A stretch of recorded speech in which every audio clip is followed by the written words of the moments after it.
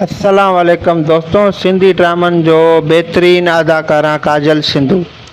काजल सिंधु केरु ऐं किथां जी आहे? काजल सिंधुअ खे एतिरी शोहरत छो ऐं कीअं मिली?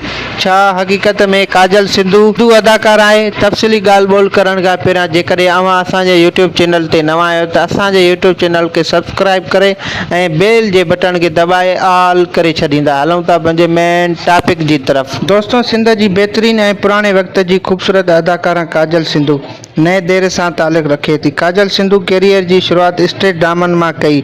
अदाकारा काजल सिंधु 2008 में हिन पंहिंजी तालीम मुकमल करे शोबिस इंडस्ट्री में फुल एंट्री कई।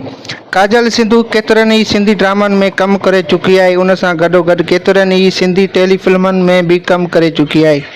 काजल सिंधु हिननि ड्रामनि में कमु करे चुकी आहे जहिड़ो कारो सिज, कंडनी सेज, दर्जन जो दरिया। काजल सिंधुअ खे मस्तानी किरदार सां बेपनाह मक़बूलियत मिली। काजल सिंधु पंहिंजे सौट सां पसंदि जी शादी कई ऐं शादी करण खां पोइ घरों मसरूफ़ियात सबबि शोबिस इंडस्ट्री खां ॿाहिरि थी वई। काजल सिंधु ज़ात जी ओॾाणी हिंदू आहे। जेकॾहिं वीडियो अचे त चैनल खे सब्सक्राइब करे ऐं बेल आइकन खे ऑल करे छॾींदा ऐं मिलंदा हिकु नए वीडियो सां गॾु। फ़िलहाल लाइ अल्लाह हाफ़िज़।